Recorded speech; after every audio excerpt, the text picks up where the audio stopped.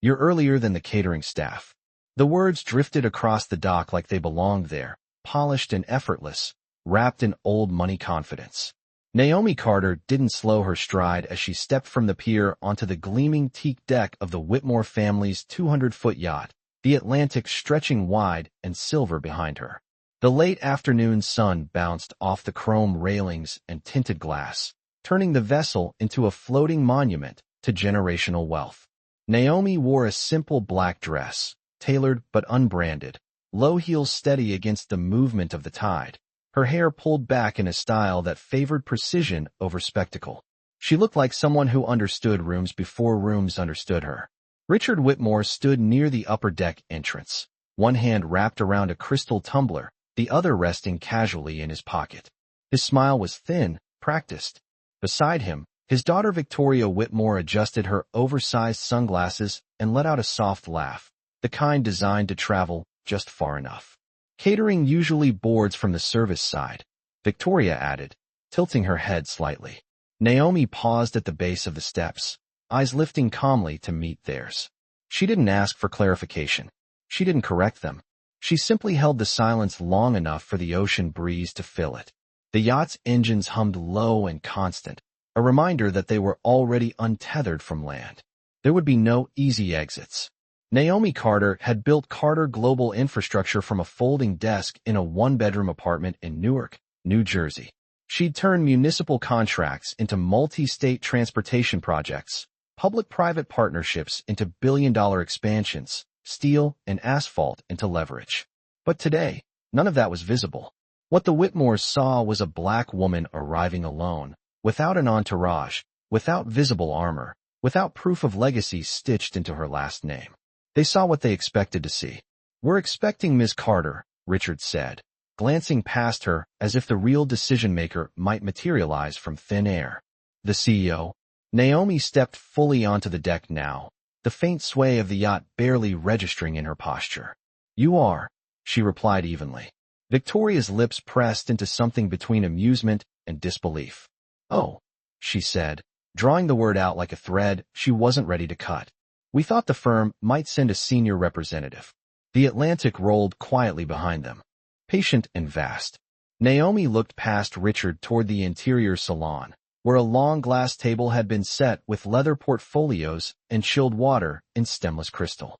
3 seats on one side, 1 on the other. She registered the arrangement without comment. "Shall we?" she asked. Richard hesitated only a second before stepping aside. The yacht door slid open with a whisper. Inside, the air was cool, faintly scented with polished wood and salt. Floor-to-ceiling windows framed nothing but ocean, isolating the space in a way that felt intentional. The yacht pulled farther from the marina, skyline shrinking into a thin line on the horizon. Victoria took the seat at the center of the trio, her father to the right, their family attorney to the left. Naomi walked to the solitary chair across from them and set her slim leather portfolio on the table. She did not sit immediately. She let her gaze travel over the contracts stacked neatly before them.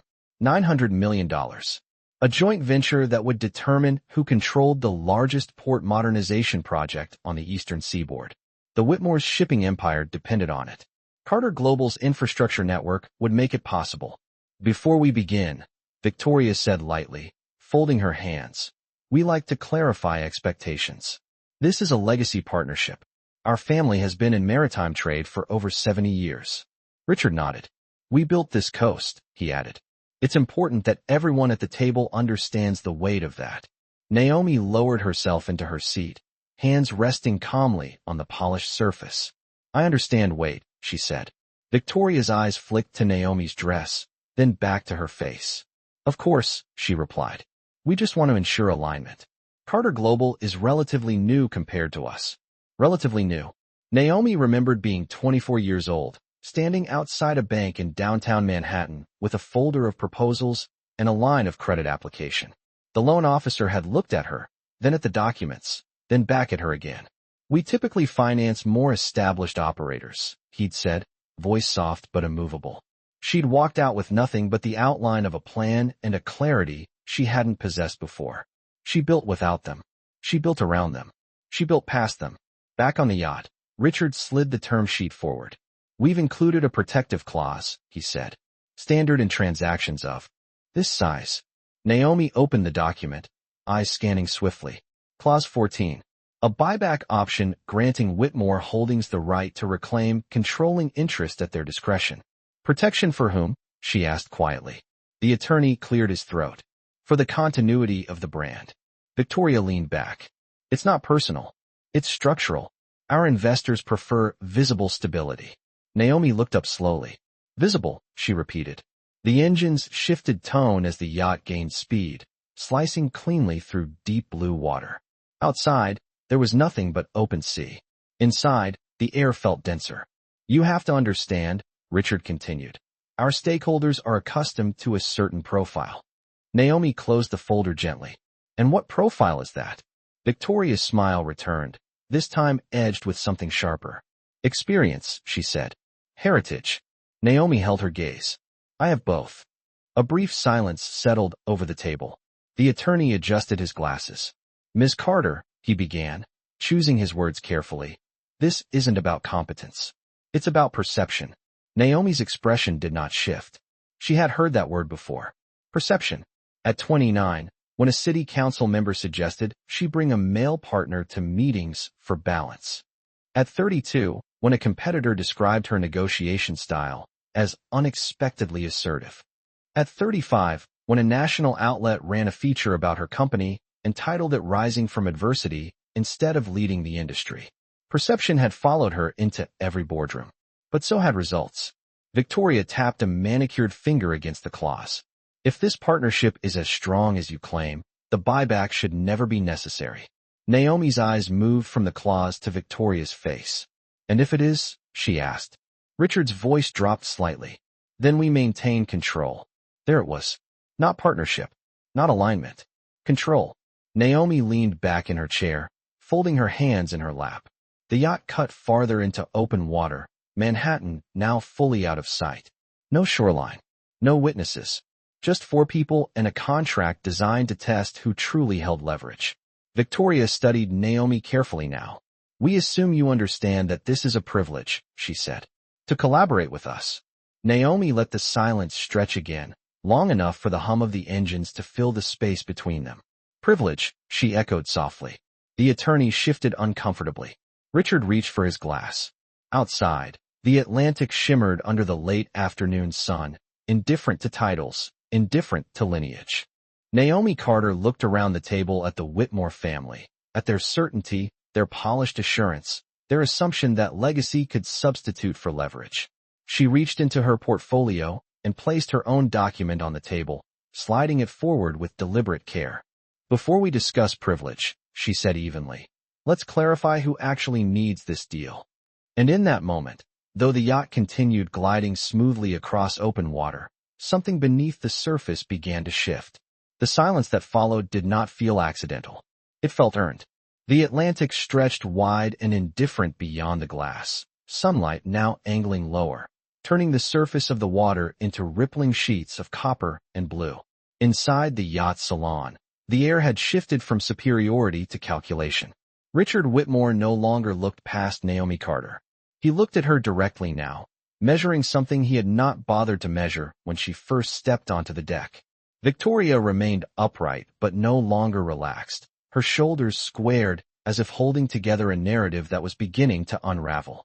The family attorney kept his hands folded over the documents, eyes flicking between financial projections and the woman across the table who had just stated, without hesitation, that she was prepared to walk away from $900 million. The yacht continued forward, engines humming steadily, cutting through water that did not care about lineage, did not recognize inherited power, did not bow to old surnames etched on brass plaques in harbor offices. Naomi's voice, when she spoke again, remained level. You scheduled this meeting at sea because you believed it placed you in control, she said. Richard's brow tightened. We schedule meetings where we see fit, he replied. We assumed privacy would be appreciated. Naomi inclined her head slightly. Privacy can be useful. It can also be isolating. Victoria exhaled softly. You are turning a negotiation into a philosophy lecture. Naomi's gaze held steady. No, I am clarifying environment. The attorney shifted again. Let us return to structure, he suggested. If the protective clause is removed, how do you propose ensuring Whitmore Holdings maintains strategic influence? Naomi leaned forward just enough to close the psychological distance across the table. Strategic influence comes from performance metrics, not escape clauses. Richard's fingers tapped once against the table, a quiet sign of impatience he no longer tried to disguise. You are asking us to place unprecedented trust in a partner whose company has not existed as long as our fleet. Naomi's expression did not change. Carter Global has outperformed maritime indices for 6 consecutive quarters. Your fleet has not. The words were not sharp. They were factual. And facts, when placed in open air, rarely needed embellishment. Victoria looked toward the attorney again, seeking reinforcement. He remained quiet, his silence more revealing than defense would have been. The yacht's captain adjusted course slightly, the subtle tilt noticeable only to those paying attention. Naomi noticed. She always noticed. She had learned early that power was often signaled in the smallest shifts. A pause in speech. A redirected glance. A clause buried deep within a contract. Richard folded his hands now, mirroring Naomi's earlier posture. You believe we miscalculated, he said. Naomi answered without delay. You misjudged. Victoria's jaw tightened. You are referring to the misunderstanding on the deck. Naomi's eyes remained steady. I am referring to the assumption that legacy guarantees leverage. Outside, the ocean seemed endless, horizon dissolving into a hazy line where sky met water. Naomi remembered another horizon, years earlier, standing on a bridge in Baltimore after securing her first major municipal contract. She had watched cargo ships move slowly through the harbor and promised herself that one day, she would not simply build infrastructure beneath them. She would influence who controlled them. She had kept that promise. Back in the present, Richard leaned forward slightly. We built our influence through risk, he said. Through decades of exposure. Naomi nodded once. And through access. Victoria's eyes narrowed. Are you suggesting we did not earn our position? Naomi's voice remained composed. I am suggesting you never had to question whether you belonged in the room. The words landed quietly but firmly. The attorney lowered his gaze momentarily. Richard inhaled, slower this time. This is business, he said. Naomi did not disagree. Exactly. The sun dipped lower still, light refracting across the polished table in elongated streaks. If Carter Global withdraws, the attorney said cautiously, Whitmore Holdings will face investor scrutiny. Victoria's composure thinned again. Investors will adapt, she said. Naomi turned her attention toward her. Your largest institutional stakeholder reduced its maritime exposure by 12% across 2 funds last quarter. They are not adapting. They are preparing. Richard's eyes sharpened. You have done your research. Naomi did not smile. I always do. The yacht moved steadily forward, yet inside the salon, momentum had stalled. Victoria glanced toward the windows again, perhaps subconsciously recognizing that distance from shore now meant something different than it had an hour earlier. What exactly are you proposing? She asked finally. Naomi reached into her portfolio once more and placed a revised term sheet on the table. Shared governance. Equal board representation for the port initiative. No unilateral buyback. Performance-based capital infusion at 18-month milestones. Richard scanned the document, his expression unreadable. You are asking for parity. Naomi met his gaze. I am offering partnership. The attorney read quickly, lips tightening at certain lines. If Whitmore Holdings declines, he asked. Naomi leaned back, reclaiming stillness. Carter Global executes Phase 1 with an alternative consortium already prepared to mobilize. Victoria's head lifted sharply. You have another partner? Naomi did not hesitate. Yes. Richard studied her carefully. You intended to pressure us. Naomi's response was immediate and measured. I intended to protect my company. Silence returned, heavier than before. The yacht's engines continued their low hum, but the sound now felt like a countdown. Richard rose slowly from his chair and walked toward the window, hands clasped behind his back as he stared at the expanse of water. My father built our first cargo terminal with a single leased crane, he said quietly. We have survived recessions, regulatory shifts, market collapses. Naomi remained seated, watching him without interruption. Survival is not dominance, she said calmly. Victoria shifted in her seat. You are confident for someone willing to risk a $900 million opportunity. Naomi's eyes softened slightly, but her voice did not waver. I am confident because I do not need to prove I belong at the table. The words were not raised. They were steady. Richard turned from the window. The sun's lowering light cast his face in partial shadow. And if we refuse these terms? He asked. Naomi folded her hands once more.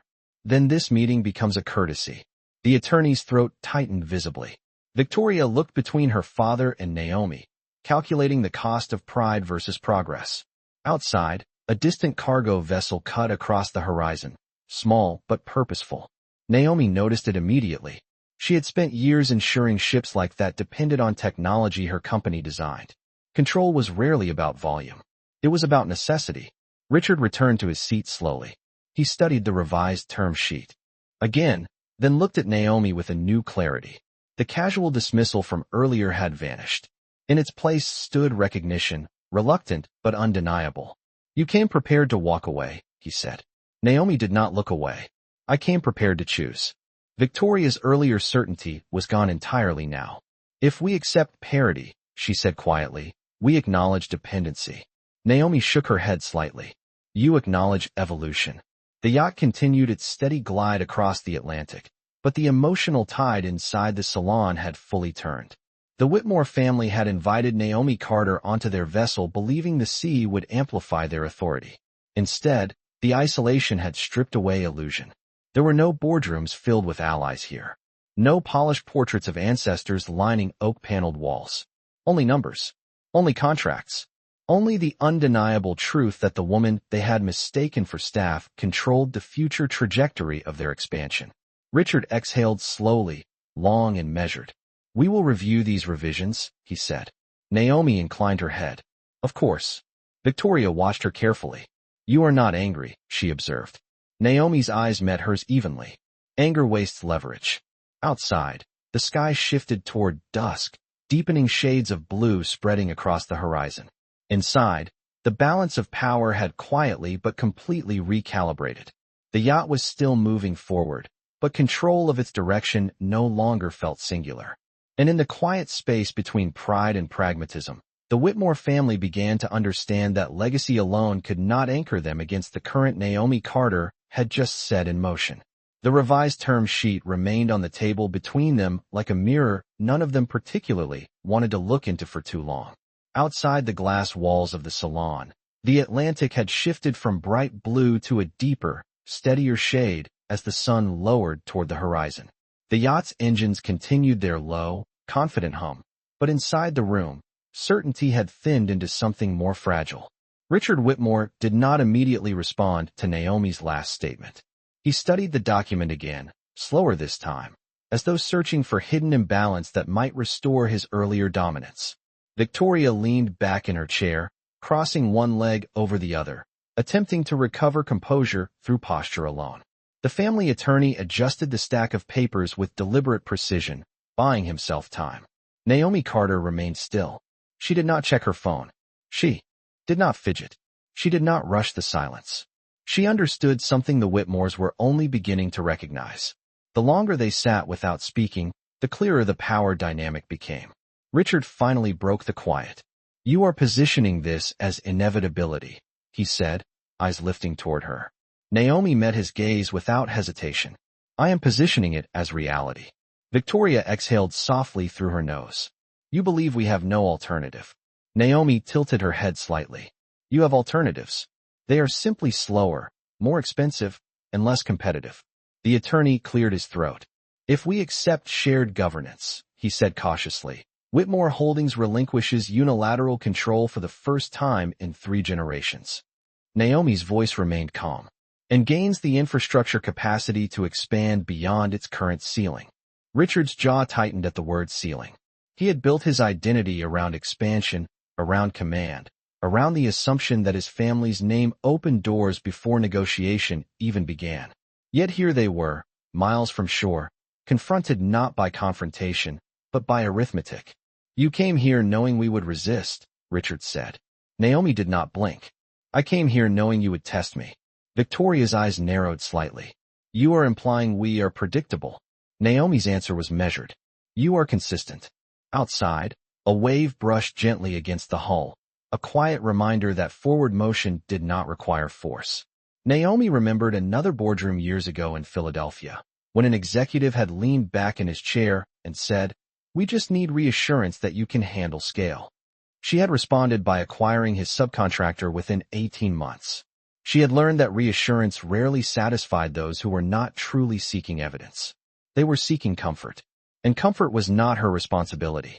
Back in the present, Richard leaned forward, elbows resting lightly on the polished table.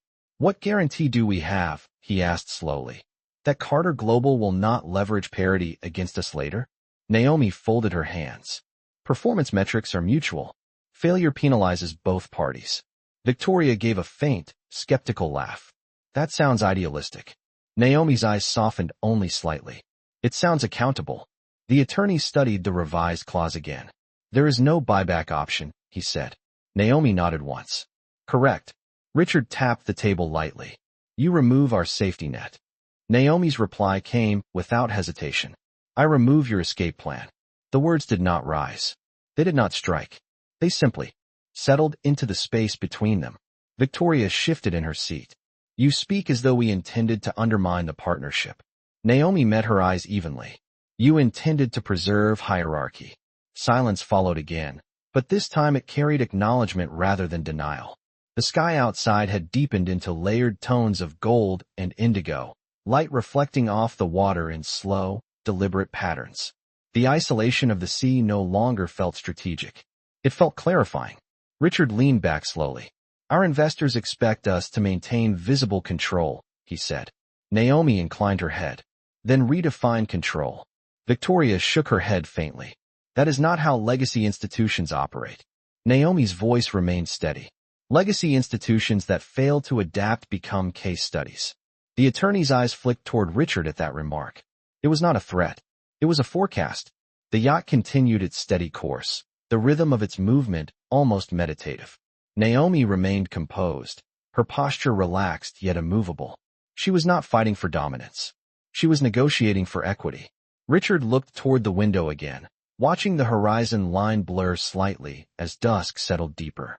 "You are confident," he said quietly. Naomi did not deny it. "I am prepared." Victoria leaned forward slightly now. "Prepared to risk everything?" Naomi met her gaze with calm certainty. "Prepared to protect everything I built." There was no anger in her tone, no defensiveness, only conviction. Richard's earlier certainty had been built on familiarity, on the assumption that he could shape the room through presence alone. But presence without leverage was performance, and performance did not secure contracts. The attorney set the documents down carefully. "If Whitmore Holdings accepts parity," he said slowly, "we enter uncharted territory." Naomi's eyes remained steady. "So does growth." Another quiet pause.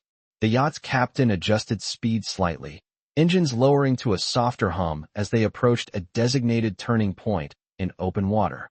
The vessel began a gradual arc, subtle but unmistakable. Naomi noticed the shift before anyone else did. She always paid attention to direction. Richard drew in a measured breath. "You did not come here for validation," he said. Naomi's answer was immediate. "No." Victoria studied her closely. "Then why come?" Naomi allowed a fraction of a second before responding. "Because expansion requires cooperation, not submission." The word lingered. Submission. It was not shouted. It was not emphasized. But it carried weight. Richard's expression hardened briefly, then softened as logic settled in. "If we reject your terms," he said, "you move forward without us." Naomi nodded. "Yes." Victoria's voice dropped slightly. "And we absorb the delay." Naomi's reply was steady. "Yes." The attorney clasped his hands together, eyes thoughtful now rather than defensive. "This is no longer a matter of pride," he said quietly. Richard did not respond immediately. He looked at Naomi for a long moment, studying her not as a disruption, not as an anomaly, but as a competitor who had calculated every angle before stepping onto his yacht. The earlier dismissal on the deck now felt distant and misplaced.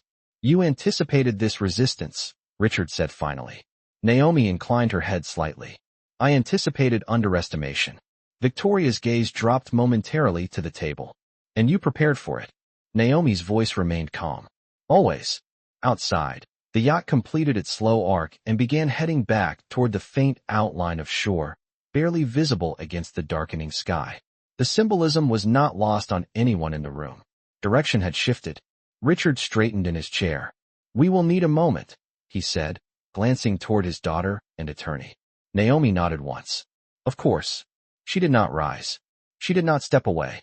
She remained seated, hands folded calmly, watching the water beyond the glass as the Whitmore family leaned inward to confer in hushed tones. Their voices were low, controlled, but no longer dismissive. Numbers were being weighed. Timelines calculated. Risk assessed. Naomi did not need to hear the details. She had already presented the equation. The ocean outside reflected the last streaks of daylight as the yacht pressed steadily toward land. And inside the quiet salon, for the first time since she stepped onto the deck, Naomi Carter was no longer being evaluated for whether she belonged. She was being evaluated for whether she could be afforded to lose. The Whitmore family's hushed conversation carried the tone of recalibration rather than command. Richard's voice, once smooth with inherited certainty, was now measured and restrained. Victoria leaned closer to him, her earlier confidence replaced by quiet urgency. The attorney spoke in low, deliberate sentences, referencing timelines, exposure, investor reaction. Naomi Carter remained seated across from them, hands folded lightly in front of her, eyes drifting occasionally toward the darkening horizon beyond the glass. The yacht continued its steady return toward shore, city lights beginning to shimmer faintly in the distance like distant constellations. Naomi did not interrupt their conference. She did not lean forward to listen. She did not check her phone. She simply waited. She had learned long ago that patience, when backed by preparation, was not passivity. It was leverage held in reserve. The Atlantic outside was calm, its surface reflecting the first hints of twilight.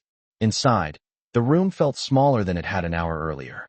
Richard finally straightened in his seat and turned back toward her. His expression had changed. It no longer carried dismissal. It carried assessment. "If we accept shared governance," he began slowly, "we will require structured reporting at defined quarterly intervals." Naomi nodded once. "That is standard." Victoria added quickly, "and capital infusion tied directly to performance milestones." Naomi's response was immediate. "Agreed." The attorney studied her face, searching perhaps for hesitation or overreach. He found neither. "You anticipated these adjustments," he said quietly. Naomi met his gaze evenly. "I anticipated negotiation." Richard leaned back slightly. "You did not anticipate compliance." Naomi allowed the faintest pause before replying. "I anticipated decision." The difference lingered in the air. The yacht's interior lighting shifted automatically as dusk deepened, casting warm illumination across the polished wood surfaces. Outside, the water had turned nearly indigo, broken only by soft white foam trailing behind the vessel. Victoria folded her hands carefully. "You are aware," she said, "that parity changes perception within our investor base." Naomi's eyes remained steady. "Perception adjusts when results improve." Richard studied her for a long moment. "You do not seek approval," he said. Naomi's voice was calm. "Approval does not secure contracts." Silence again, but this time it carried acknowledgement rather than tension. The Whitmores were no longer negotiating from assumption. They were negotiating from necessity. The attorney lifted the revised term sheet once more. "If we remove the unilateral buyback clause," he said carefully, "Whitmore Holdings relinquishes its traditional override authority." Naomi nodded. "Yes." Richard inhaled slowly. "That authority has been embedded in every partnership we have executed for decades." Naomi did not waver. "And every partnership you executed did not involve proprietary coastal reinforcement systems that reduce long-term operational cost by 19%. Victoria's eyes flickered with recognition. Numbers were difficult to argue with. The yacht moved steadily toward the glow of distant city lights, the skyline beginning to sharpen against the dark sky. The return to shore felt symbolic, though no one spoke it aloud. Richard rested his hands on the table, fingers interlaced. "If we move forward under parity," he said, "we do so knowing this partnership redefines our structure." Naomi inclined her head slightly. "It strengthens it." Victoria glanced at her father. The attorney gave a small, nearly imperceptible nod. The internal calculus had reached its conclusion. Richard looked directly at Naomi Carter, not as an anomaly, not as an inconvenience, but as an equal force at the table. Whitmore Holdings will accept the revised governance structure, he said at last. The words were steady, deliberate. Naomi did not smile. She did not exhale in relief. She simply reached forward and adjusted the document toward him. Then let us formalize it, she replied. Victoria studied her carefully. You do not appear surprised, she observed. Naomi's tone remained composed. I came prepared for both outcomes. The attorney began making notations, striking through Clause 14 with precise, controlled strokes. Each line drawn through the previous language felt like more than a revision. It felt like a quiet dismantling of inherited assumption. Richard signed the amended page first. His signature was firm, practiced. Victoria followed, her expression focused. The attorney added his name as witness. Naomi received the document, reviewed it once more with the same calm scrutiny she had carried since boarding the yacht, then signed. The pen moved steadily across the page. No flourish, no hesitation. Outside, the city lights reflected in the dark water, shimmering in long streaks that rippled with each movement of the hull. The deal, once structured to preserve hierarchy, now stood balanced in parity. Richard placed the pen down carefully. You have altered the trajectory of this company, he said quietly. Naomi met his gaze. You have preserved it. Victoria leaned back, studying her in a way that carried a different kind of recognition. We underestimated you, she admitted. Naomi's expression did not harden. You misjudged context. Richard gave a faint, reflective nod. And you anticipated it. Naomi's reply was steady. Underestimation is predictable. The yacht slowed as it approached the marina, engines reducing to a softer hum. Dock lights illuminated the water ahead, guiding the vessel back toward land. The isolation of open sea had stripped the room of illusion. In its place remained clarity. The attorney gathered the finalized documents carefully, sliding them into a leather portfolio. We will initiate investor briefings within 48 hours, he said. Naomi nodded. Carter Global will release joint projections concurrently. Victoria studied her one last time. You could have walked away, she said. Naomi's eyes remained calm. Yes. Richard rose from his seat as the yacht eased toward its docking position. And you did not, he said. Naomi stood as well, smoothing the fabric of her dress with a quiet, habitual gesture. Because progress requires alignment, she answered. The yacht touched the dock with a gentle shift, lines secured by crew members moving efficiently along the deck. The doors to the salon slid open, allowing the cool night air to enter. City sounds drifted faintly across the water. Richard extended his hand. This time there was no hesitation in the gesture. Naomi accepted it briefly, firmly. Ms. Carter, he said, the title deliberate now. Mr. Whitmore, she replied evenly. Victoria stepped forward next. We will see you at the board installation next month, she said. Naomi inclined her head slightly. You will. As she stepped onto the dock, heels steady against the wooden planks, she did not look back immediately. The yacht behind her gleamed beneath marina lights, still impressive, still commanding in appearance. But tonight, its power had shifted. It had carried her out to sea under assumption. It had returned under agreement. Naomi walked toward her waiting car without urgency, the signed contract secure in her portfolio. The Atlantic remained vast and unchanged beyond the marina, indifferent to names and legacies. But on that vessel, in that enclosed room miles from shore, a recalibration had occurred. Not through raised voices, not through spectacle, through preparation, through patience, through the quiet certainty of a woman who had never needed to prove she belonged, only to demonstrate that she could not be dismissed. The marina lights shimmered against the dark water as Naomi Carter's car pulled away from the dock, the signed agreement resting quietly inside her leather portfolio. The Atlantic breeze still clung faintly to her skin, but her expression remained composed, unreadable to anyone who might have tried to measure victory by outward reaction. She did not celebrate in the car. She did not call her team immediately. She simply watched the city skyline approach through the tinted window, its glass towers reflecting power of a different kind. Across the marina, the Whitmore yacht remained, illuminated, its polished decks glowing beneath soft white lights. Inside, Richard Whitmore stood near the railing, looking out at the same water that had carried them miles from shore and back again. The agreement had been signed. Parity had been accepted, but something else lingered in the air, something quieter and far more consequential. Victoria joined her father on the deck, arms folded lightly against the evening chill. "We conceded," she said softly. Richard did not answer immediately. He watched Naomi's car disappear beyond the gates of the marina. "We adapted," he replied at last. Victoria studied his profile. "She expected us to fold." Richard shook his head faintly. "She expected us to calculate." Back in the city, Naomi's driver guided the car through traffic with steady precision. Streetlights streaked briefly across the window as they passed beneath elevated tracks and over bridges that Carter Global had once reinforced years earlier. Naomi glanced down at her phone. 3 unread messages from her chief operating officer. 2 from her legal team. 1 from her chief financial officer. She did not open them yet. Instead, she leaned her head lightly against the seat and allowed a single memory to surface. 10 years earlier, she had walked into a waterfront negotiation in Norfolk and been asked if she was part of the diversity compliance department. She had corrected them calmly. They had smiled politely. They had later awarded the contract to a company with fewer assets but a longer lineage. She had learned that day that access was often disguised as evaluation, and that evaluation was often influenced by comfort.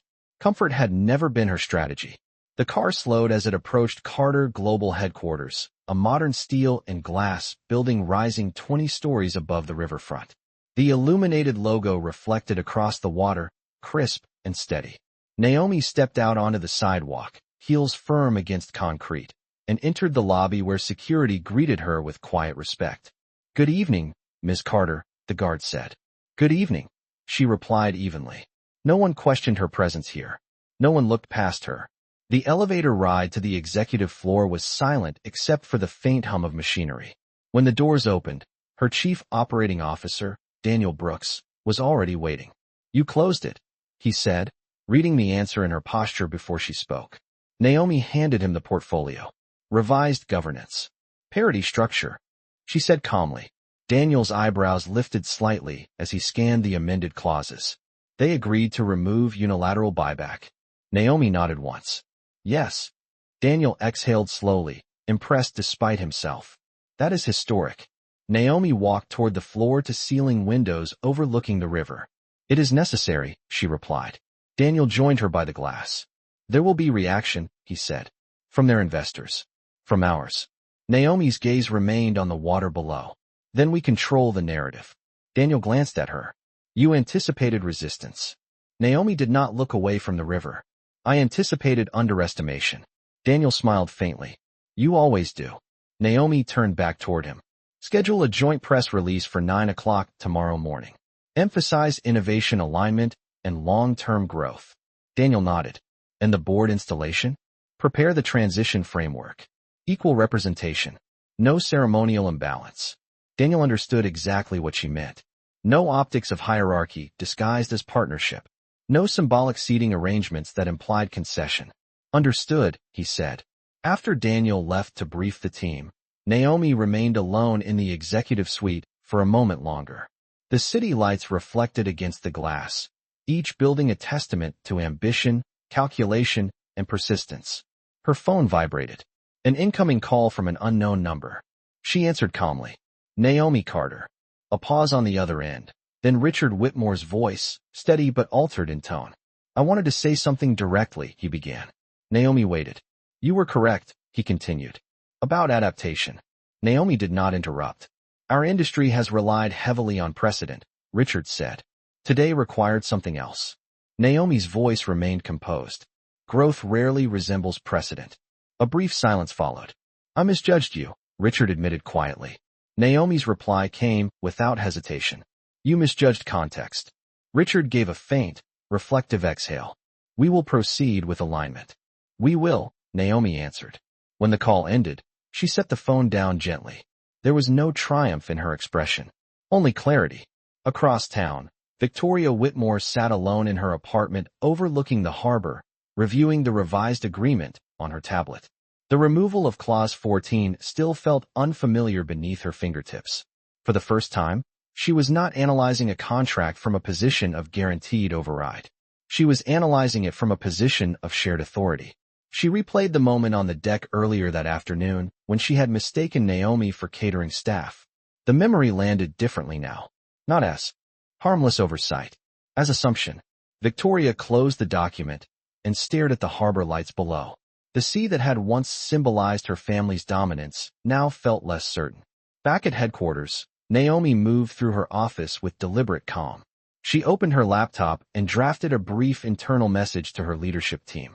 Today we secured equitable governance in a $900 million maritime expansion. Preparation and discipline made the difference. Continue building. She read it once, then sent it. No embellishment.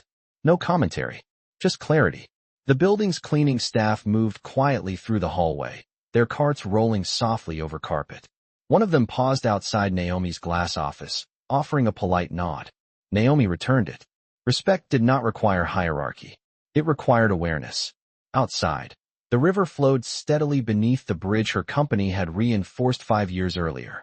The lights of the city flickered in long reflections across the water. The Atlantic, miles away, remained vast and unchanged. But somewhere between open sea and shoreline, something intangible had shifted. Not because a deal had been signed, not because money had been secured, but because parity had been established where hierarchy had been expected. Naomi turned off her office lights and stepped toward the elevator. Tomorrow would bring headlines, investor questions, industry commentary. But tonight, the quiet certainty of preparation settled around her like armor that required no display. The yacht had carried her out under assumption and returned under agreement. The Whitmores would adjust. The market would respond. And Naomi Carter would continue doing what she had always done. Not demanding a seat. Not asking for validation. Simply building structures strong enough that no one could pretend she did not belong. By 9 o'clock the next morning, the financial news cycle had already begun its quiet churn. Screens across trading floors flickered with headlines about strategic maritime realignment and unprecedented governance restructuring. Carter Global's name appeared beside Whitmore Holdings in bold lettering, not beneath it, not after it, but alongside it. In the executive conference room at Carter Global headquarters, floor-to-ceiling windows reflected the early light as Naomi Carter stood at the head of the long walnut table. Daniel Brooks sat to her right, tablet in hand, reviewing live market reactions. The chief financial officer, Alana Reyes, monitored investor inquiries that were arriving faster than usual. Pre-market sentiment is cautiously positive, Alana said, scanning her screen. Whitmore stock dipped briefly at open, then stabilized after the governance clarification. Naomi listened without interruption. She did not appear hurried. She did not appear triumphant. She appeared focused. Release the full joint statement, she said calmly. Emphasize operational efficiency and long-term expansion. Avoid language that suggests concession from either side. Daniel nodded. Whitmore Communications team wants to align messaging within the hour. Naomi met his eyes. We align on facts, not tone. Outside the building, traffic moved steadily across the bridge her company had reinforced years earlier. The city felt unchanged, yet within boardrooms and brokerage accounts, recalibration was already underway. Across town, Whitmore Holdings headquarters buzzed with an energy that was less controlled than usual. Richard Whitmore stood in his corner office overlooking the harbor, phone pressed to his ear as he fielded questions from an institutional investor in Boston. Shared governance does not weaken position, he said evenly. It strengthens scalability. He glanced toward Victoria, who sat across from him reviewing a summary of overnight analyst commentary. Some described the move as progressive. Others called it a departure from Whitmore tradition. Victoria closed the tablet slowly. They are framing this as evolution, she said once Richard ended the call. Richard looked toward the harbor where cargo ships moved steadily in and out of port. It is, he replied. Victoria hesitated before speaking again. You called her last night. Richard did not deny it. Yes. Victoria's expression softened slightly. She did not gloat. Richard shook his head faintly. She did not need to. Back at Carter Global, Naomi addressed her executive team with the same steady composure she had carried at sea. Parity is not symbolism, she said. It is structure. We execute flawlessly. Alana nodded. There will be scrutiny. Naomi met her gaze. There always is. The conference room fell briefly quiet, not from tension, but from shared understanding. Naomi had built this company under scrutiny from the beginning. Investors once questioned whether she could scale beyond municipal contracts. Competitors once suggested she partner under a different leadership banner. Every challenge had been met not with spectacle, but with delivery. Daniel glanced at his screen again. Social media reaction is mixed, he said. Some are praising Whitmore for modernization. Others are questioning why they relinquished unilateral control. Naomi folded her hands lightly on the table. Let them question, she said. Results will answer. The morning progressed with calculated precision. Press inquiries were routed through communications. Legal teams finalized implementation schedules. Technical leads reviewed integration plans for the port automation system. Nothing felt rushed. Nothing felt reactive. It felt prepared. Around noon, Naomi received an unexpected visitor. A senior analyst from a major maritime investment firm requested a brief, in-person clarification. Naomi agreed. When he entered her office, his demeanor was professional but curious. Ms. Carter, he began. Many did not expect Whitmore to amend its traditional structure. Naomi gestured for him to sit. Expectations often lag behind necessity, she replied. He studied her calmly. Did you anticipate resistance? Naomi met his gaze. I anticipated evaluation. He nodded slowly.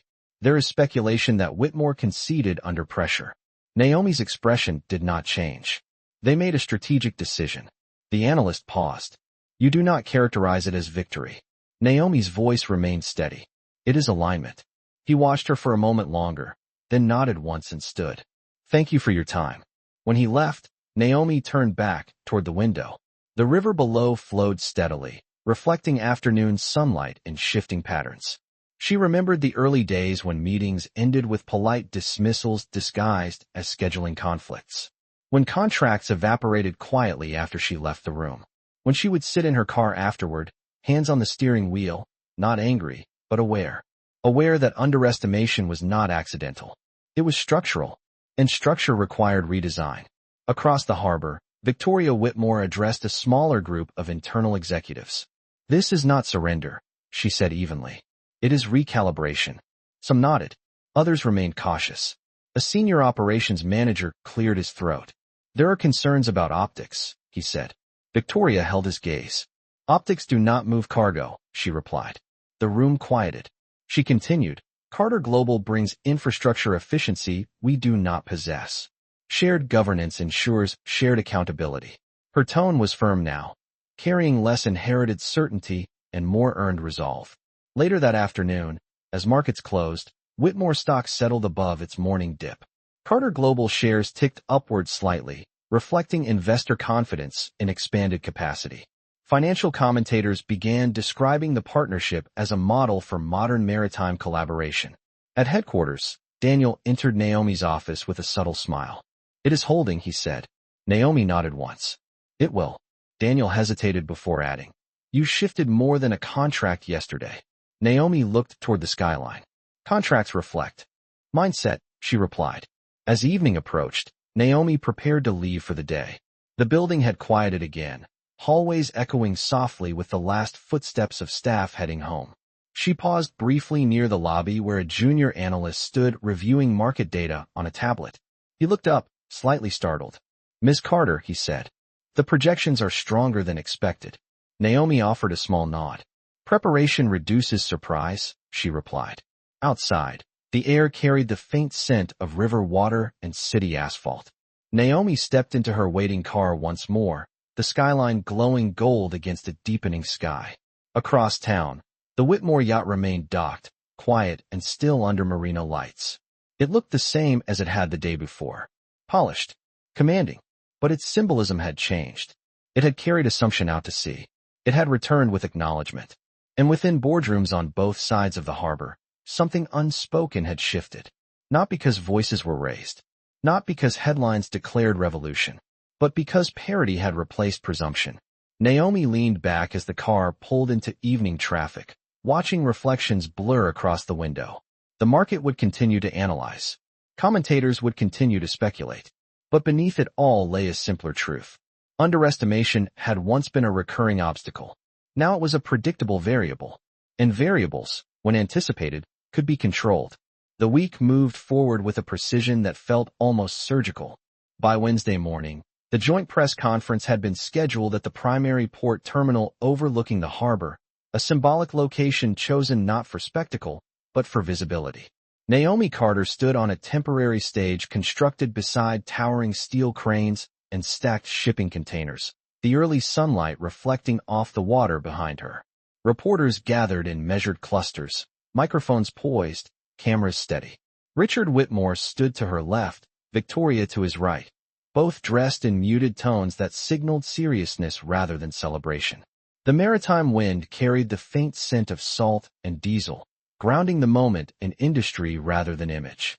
Naomi adjusted the microphone slightly, her posture upright but relaxed. She did not scan the crowd for approval. She did not wait for applause. "This partnership represents structural alignment," she began, her voice calm and even, carrying clearly across the dock.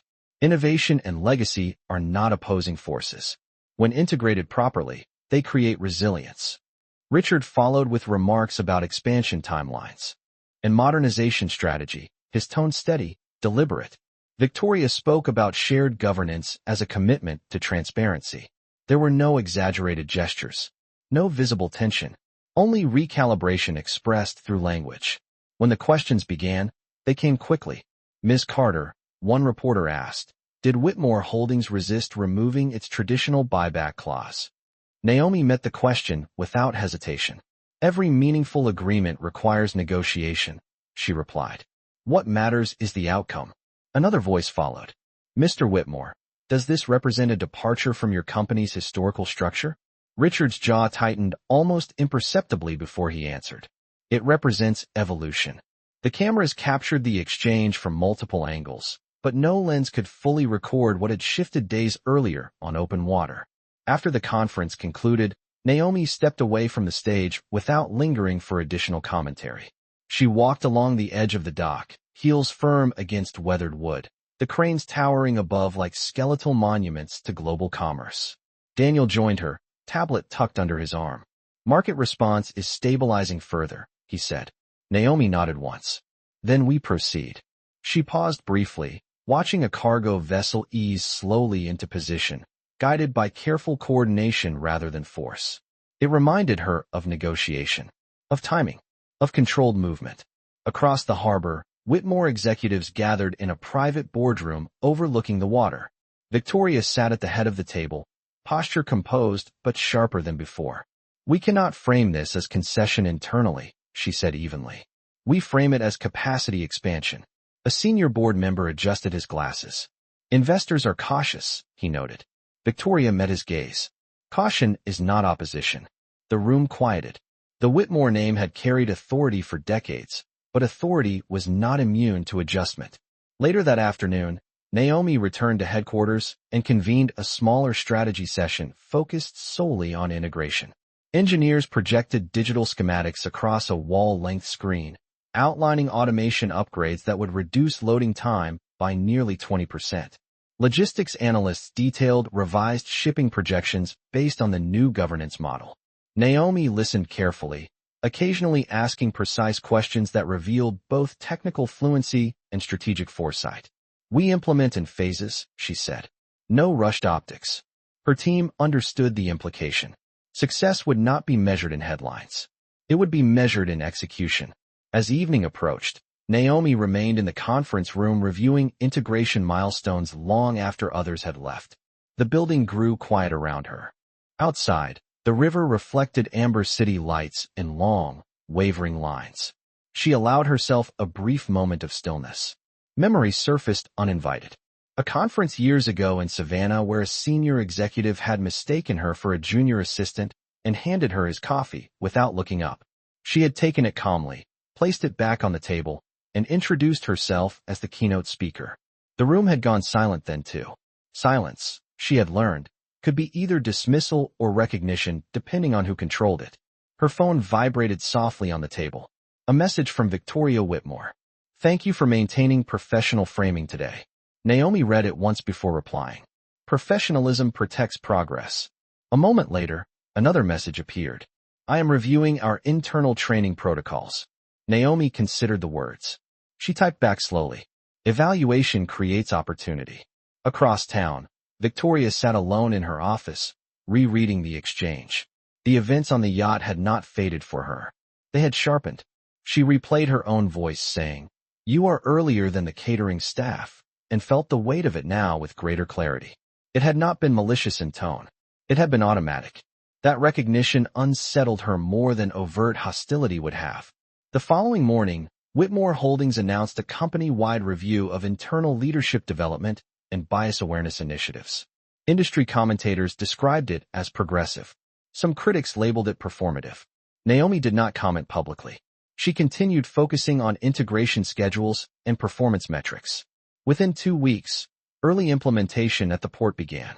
Automated tracking systems were installed. Reinforcement materials arrived on schedule. Efficiency gains, modest at first, became measurable. Analysts who had initially questioned the governance shift began adjusting their projections upward. During a mid-month site visit, Naomi walked alongside Richard and Victoria through the terminal as cranes lifted containers overhead with rhythmic precision. Workers moved efficiently across the concrete expanse. The air vibrated with mechanical energy. Richard glanced at her. "You were confident this would hold," he said. Naomi did not look up from the activity around them. Confidence follows preparation. Victoria watched a monitor displaying live cargo flow analytics. "The numbers are exceeding baseline estimates," she said quietly. Naomi nodded. "Alignment accelerates output." There was no triumph in her voice. Only confirmation. As they paused near the edge of the dock, the Atlantic stretched beyond the harbor mouth, vast and unchanged. Richard folded his hands behind his back. "You altered more than governance," he said. Naomi met his gaze evenly.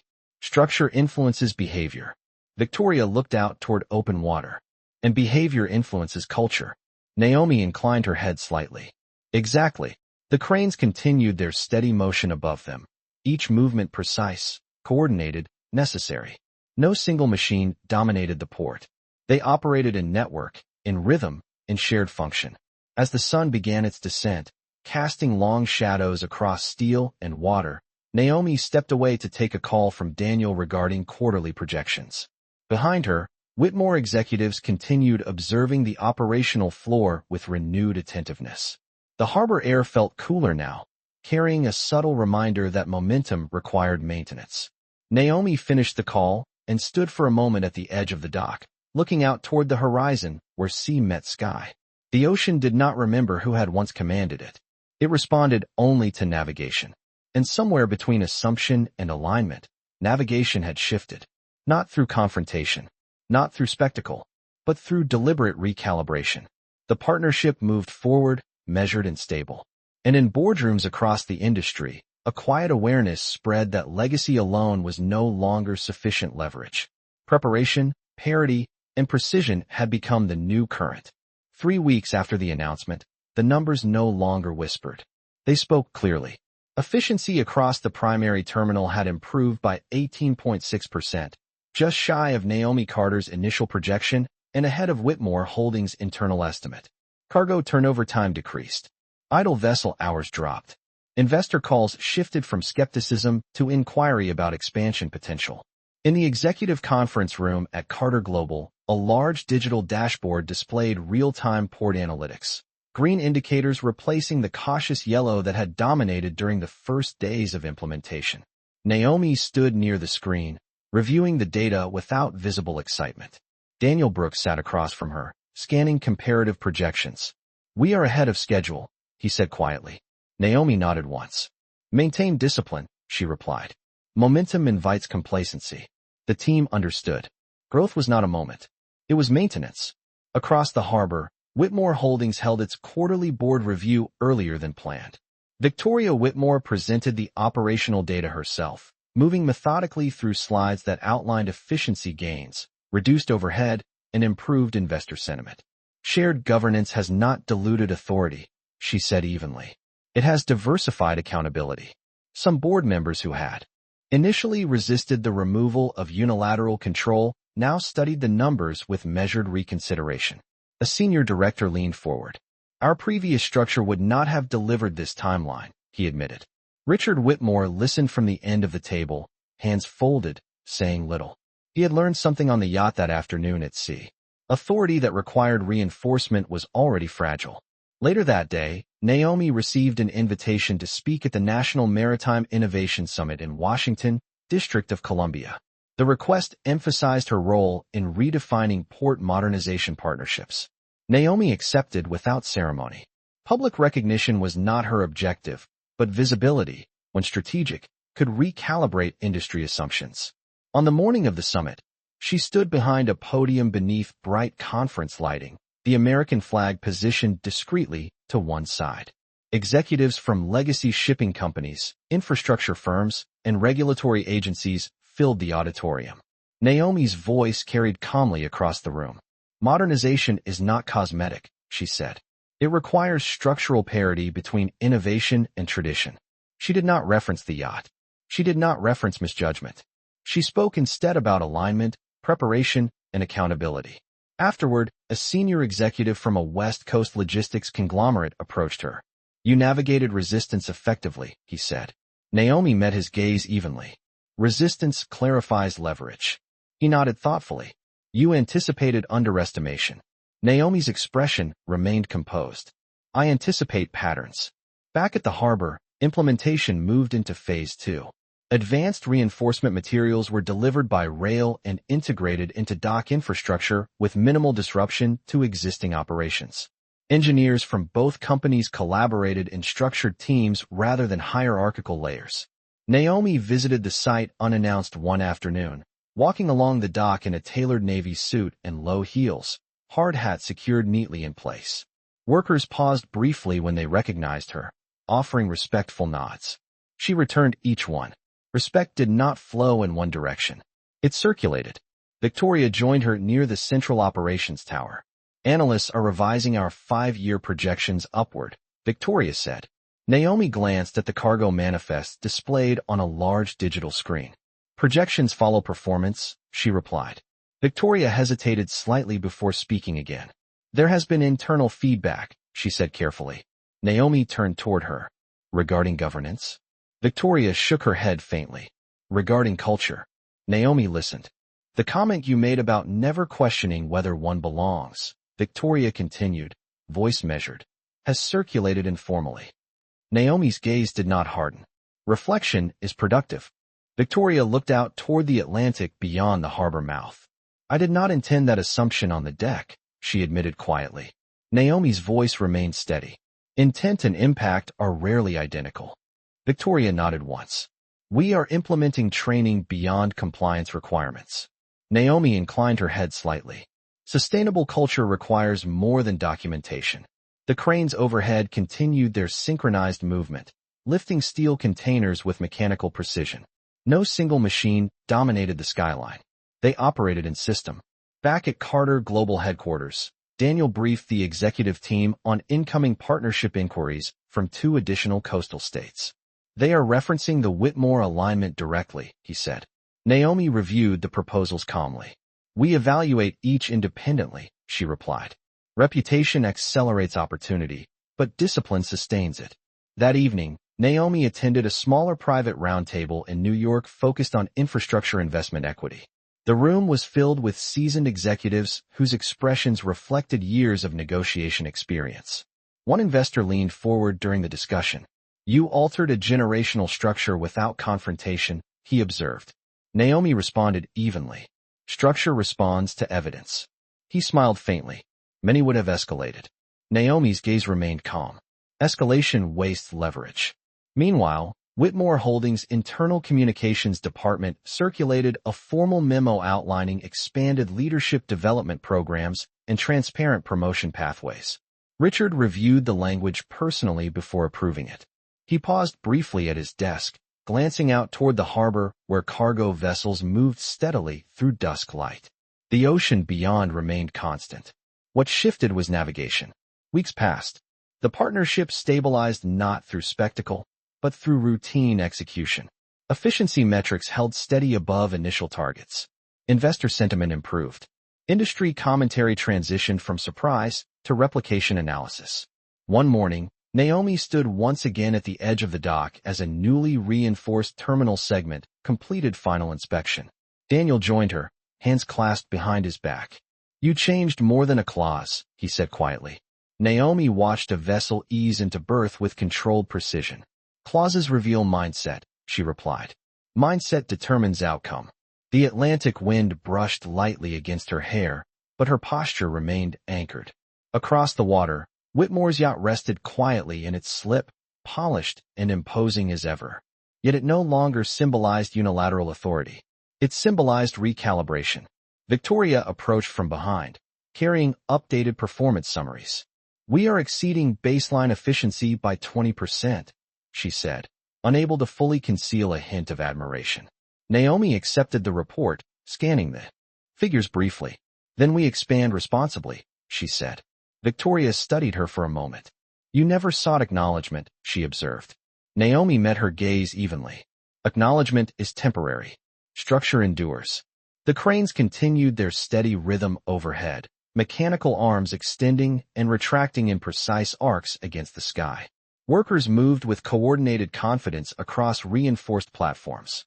The harbor air carried the layered scent of salt and steel, of movement and industry.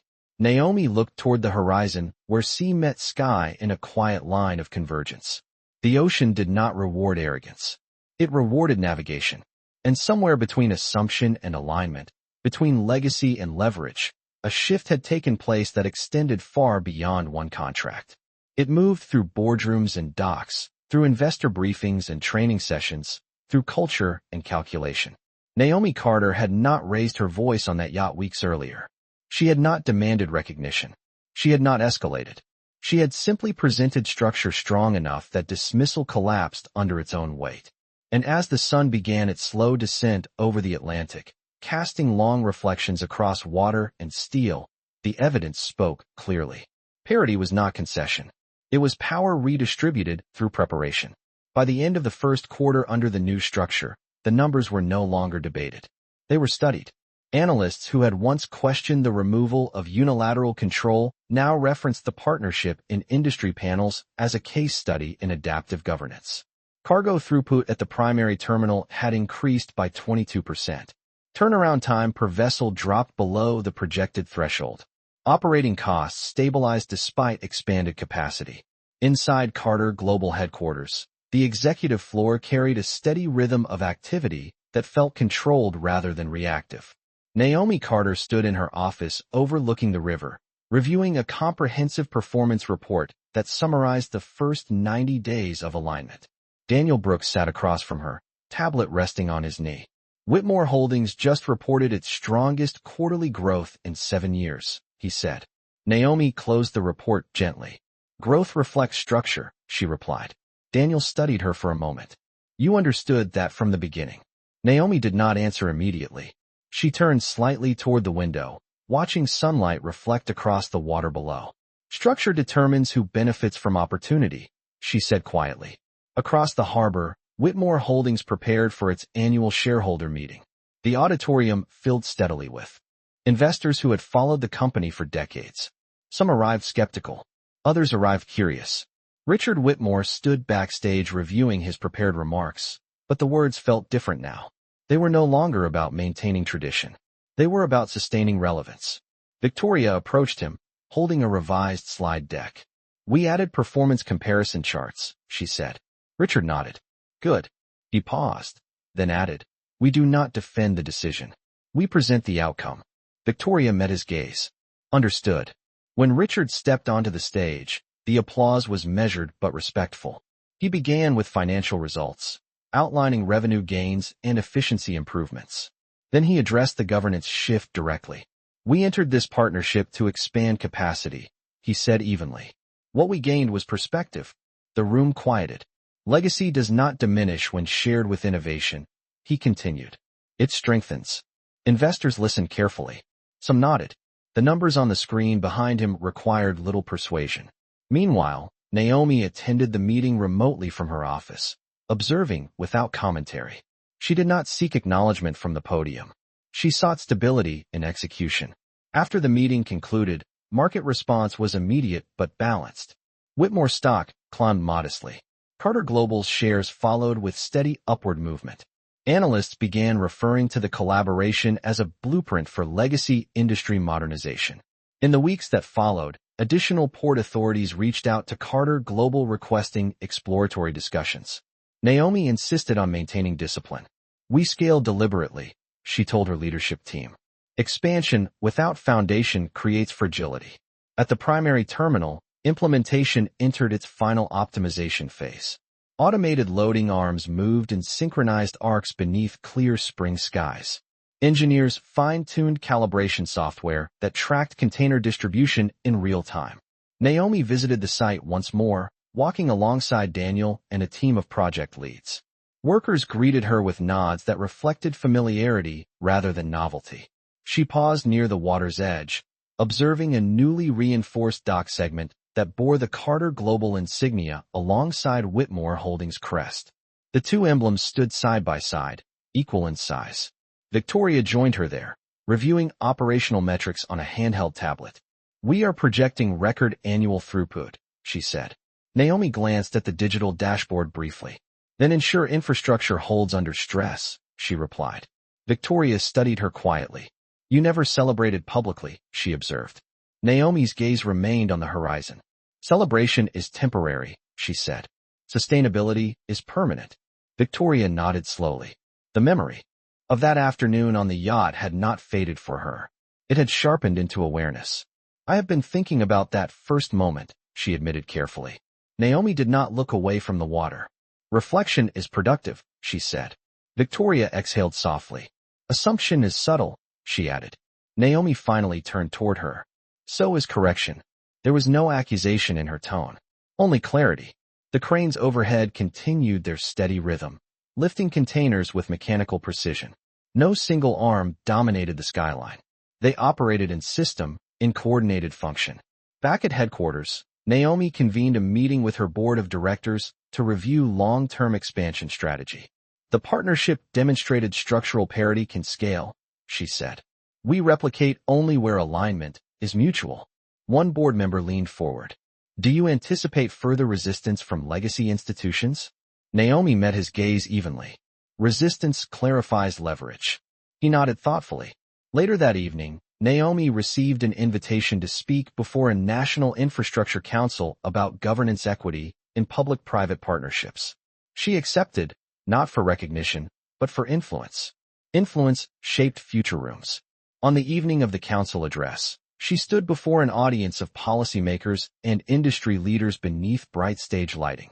"Parity is not concession," she said calmly. "It is structural strength." She did not recount the yacht. She did not mention misjudgment. She spoke instead about preparation, accountability, and the discipline required to navigate legacy systems without surrendering authority. Applause followed, steady and genuine. Across the harbor that same night, Richard and Victoria stood once again on the deck of their yacht, now docked quietly beneath marina lights. The water lay calm, reflecting distant city glow. Richard rested his hands on the railing. "We nearly allowed pride to limit growth," he said quietly. Victoria nodded. "We nearly confused control with security." Richard exhaled slowly. "She never raised her voice," he observed. Victoria looked out across the water. She did not need to. Back in her office, Naomi closed her laptop and stood by the window overlooking the river. The skyline shimmered in layered reflections. She remembered the first time she had walked into a negotiation where no one expected her to lead. The weight of that pattern had once been heavy. Now it felt predictable. Predictable variables could be calculated. Calculated variables could be controlled. Her phone vibrated with a message from Daniel. "Council response is overwhelmingly positive." It read. Naomi typed back briefly. "Continue building." She turned off the office lights and stepped toward the elevator, heels echoing softly in the quiet hallway. Outside, the river flowed steadily beneath the bridge her company had reinforced years earlier. Across the harbor, cargo vessels continued their slow, deliberate movement under the night sky. The ocean beyond remained vast and indifferent to lineage or ego. It responded only to navigation. Somewhere between assumption and alignment, between legacy and leverage, a structural shift had taken root. Not through spectacle, not through confrontation, but through preparation strong enough that dismissal could not survive it. And as the lights of the harbor shimmered against dark water, one truth remained steady. Parity, when secured through discipline, does not weaken power. It redefines it. By the 9th month of alignment, the partnership no longer required explanation. It required replication. The port had moved from recovery to acceleration, from proof of concept to measurable precedent. Annual throughput projections were revised upward for the 3rd consecutive quarter. National trade journals began referencing the model in policy discussions about modern maritime reform. Naomi Carter stood once again in the central operations tower overlooking the harbor, hands resting lightly at her sides as she observed the flow of containers moving in synchronized precision below. The Atlantic stretched beyond the breakwater in calm expanse, indifferent to headlines yet responsive to navigation. Daniel Brooks entered with a fresh performance report. West Coast negotiations are moving into final review, he said. Naomi nodded. Structure remains identical? She asked. Daniel confirmed. Shared governance. No unilateral overrides. Naomi's gaze returned to the horizon. Then we proceed. Across the harbor, Whitmore Holdings had scheduled a commemorative event marking 1 year since the governance transition. It was not framed as celebration. It was framed as progress review. Executives from both companies gathered beneath a temporary canopy overlooking the reinforced docks. Industry representatives attended, along with policymakers who had observed the shift from a distance. Richard Whitmore stepped to the podium first. The ocean breeze moved gently through the audience as he spoke. A year ago, we recalibrated our approach to partnership, he said. We did not weaken authority. We strengthened alignment. His voice was steady, deliberate. Victoria followed, detailing measurable outcomes with crisp clarity. Operational efficiency has improved by 31% since implementation, she stated. Investor confidence has stabilized at record levels. When Naomi stepped forward, she did not reference resistance or misjudgment. She spoke instead about sustainability. Parity ensures that growth does not collapse under ego, she said calmly. When governance reflects equity, innovation scales without distortion. The audience listened attentively. Some nodded. Others recorded quietly on their phones. But what mattered most was not applause. It was evidence. After the event concluded, Naomi walked along the dock with Richard and Victoria. The cranes loomed above like structural sentinels against the bright afternoon sky.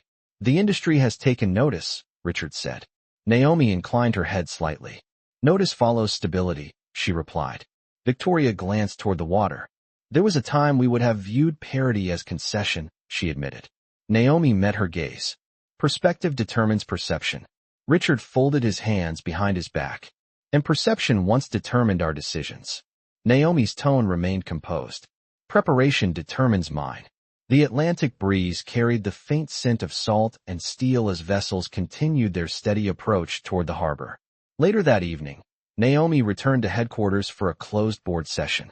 The West Coast Authority had formally accepted Carter Global's terms, including equal representation and performance-based capital allocation. The vote within Carter Global's board was unanimous. The model scales, Daniel observed. Naomi nodded once. Then we replicate without dilution. Months earlier, parity had been negotiated under scrutiny. Now it was standard. Across the country, additional infrastructure firms began revisiting governance frameworks that had long favored legacy dominance over structural equity. Quietly, without spectacle, the precedent expanded. At Whitmore Holdings, Victoria led a leadership workshop focused on structural accountability. Senior managers sat in attentive rows as she outlined lessons learned from the governance transition. Authority is not control, she said evenly. Authority is responsibility. The room absorbed the statement. It was not defensive. It was reflective. Later that week, Naomi was invited to address a graduating class of engineering students at a prominent university. She stood at the podium beneath bright auditorium lights, rows of young faces looking up with anticipation. You will enter rooms where assumptions arrive before you do, she said calmly. Do not waste energy correcting perception. Build structures that make dismissal impossible. The students listened in silence, absorbing the weight of her words. She did not mention the yacht. She did not recount the comment. She spoke about preparation, discipline, and the patience required to recalibrate systems rather than react to them. Back at the harbor, the partnership entered its second year under parity. Cargo flow remained steady. Infrastructure reinforcement extended into additional terminals. The two company emblems remained side by side on reinforced steel, equal in scale and presence. One afternoon, Naomi stood once more at the edge of the dock, watching sunlight shimmer across open water. Victoria approached, holding updated long-term projections. 5-year outlook now exceeds original pre-transition estimates by nearly 40%, she said. Naomi reviewed the figures briefly before returning them. Sustain execution, she replied. Victoria paused. You changed more than governance, she said quietly. Naomi's eyes remained on the horizon. Structure shapes behavior, she answered. Behavior shapes culture. The cranes overhead moved with mechanical certainty, each lift precise, each descent controlled. No single component dominated the skyline. They operated as system, as network, as coordinated strength. As the sun began its slow descent, casting warm light across steel and sea, Richard joined them. There is something I did not understand that afternoon, he said thoughtfully. Naomi looked toward him. What is that? He gestured toward the port stretching behind them. That confidence does not require volume. Naomi's voice remained steady. It requires preparation. Silence settled comfortably between them, not heavy, not tense. Reflective. The Atlantic remained vast beyond the harbor mouth, unchanged by titles or history. It responded only to navigation. Months earlier, a single assumption had revealed the fragility of inherited certainty. Now, a recalibrated structure stood as evidence that parity was not concession. It was design. Naomi Carter did not demand acknowledgement. She did not seek spectacle. She built frameworks that redefined expectation without raising her voice. And as the harbor lights flickered on beneath a deepening sky, illuminating containers stacked in measured rows and vessels gliding steadily toward dock, one truth held firm. When structure is built on equity, progress does not rely on permission. It becomes inevitable.